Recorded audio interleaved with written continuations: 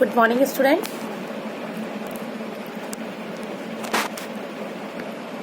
मैं आपकी हिंदी टीचर दुर्गेश वर्मा।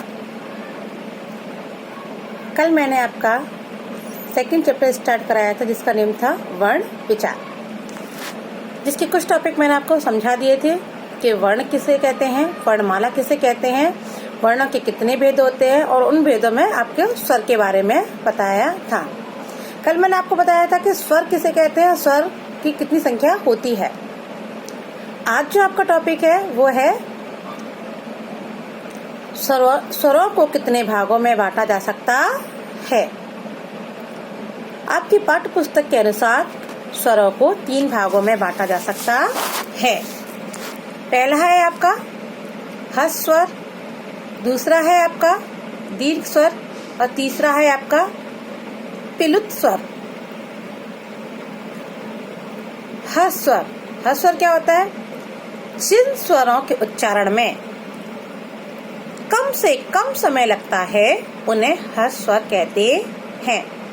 यानी आपके जो 11 स्वर होते हैं उनमें से कुछ स्वर ऐसे होते हैं जिनको बोलने में कम समय लगता है, उन्हें हम ह्रस्व स्वर कहते हैं। और इनकी संख्या 4 होती है, जो इस प्रकार है आ, ई, उ, ऋषि।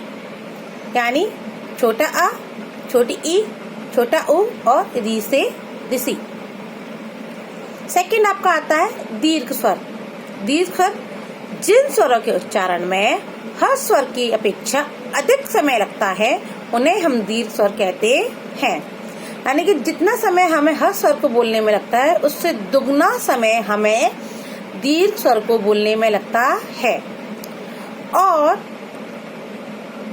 व्याकरण में यानी कि वर्णमाला में इसकी संख्या 7 है, जो कि इस प्रकार है आ, ई, उ, ए, ओ, औ।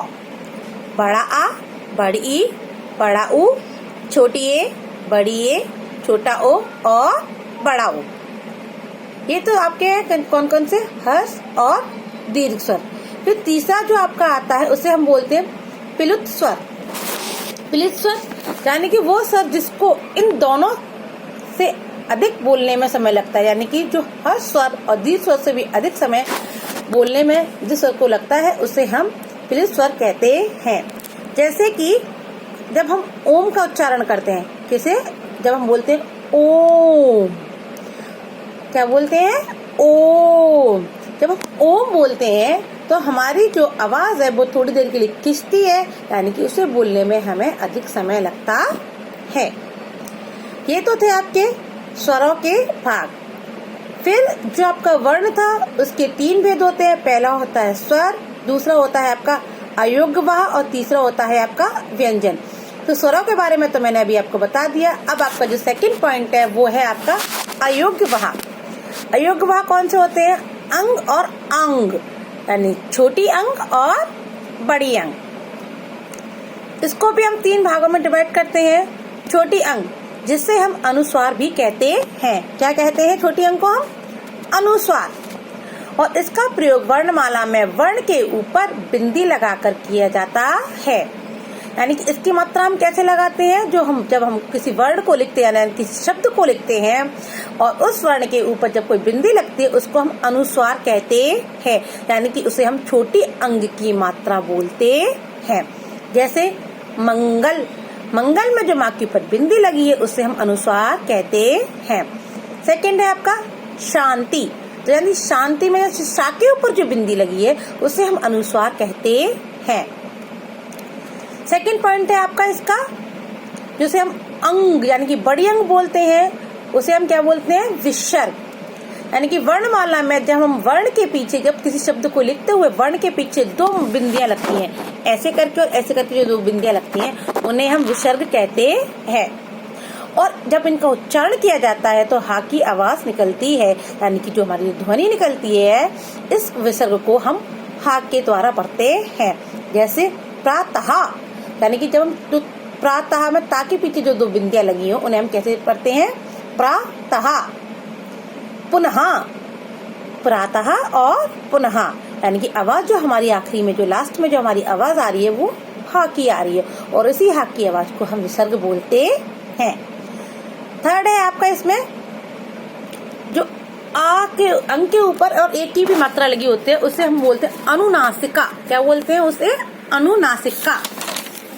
ये चंद्र बिंदु के रूप में लगाई जाती है, यानी कि जो चंद्र बिंदी आप लगाते हो, जिसे हम चंद्र बिंदु कहते हैं, उसे हम अनुनासिका कहते हैं। इससे वर्ण के ऊपर, शब्द लिखते समय वर्ण के ऊपर चंद्र बिंदी के रूप में लगाया जाता है। जैसे चांद, आंख।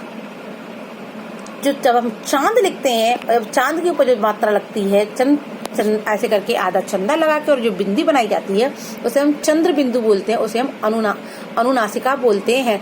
चांद, आंख, यानी कि जब हम इसे बोलते हैं तो हमारी नाक से थोड़ी सी झंझनाहट सी होती है, नाक और गले दोनों में ही थोड़ी थोड़ी सी झंझनाहट सी होती है, उसको हम अनुनासिका कहते हैं। आज का टॉपिक आपका यही समाप्त होता है और आपके गृह कार्य के कुछ क्वेश्चंस हैं जो इस प्रकार है। स्वरों को कितने भागों में बांटा जा सकता है, इनके नाम लिखिए। हर स्वर किसे कहते हैं? सेकंड क्वेश्चन है आपका। थर्ड क्वेश्चन है आपका अयोग्य वाहक, हर स्वर किसे कहते हैं? सेकंड क्वेश्चन है आपका। थर्ड क्वेश्चन है दीर्घ स्वर किसे कहते हैं? फोर्थ क्वेश्चन है आपका प्लिस स्वर किसे कहते हैं? फिफ्थ क्वेश्चन है आपका अयोग्य वाहक किसे कहते हैं?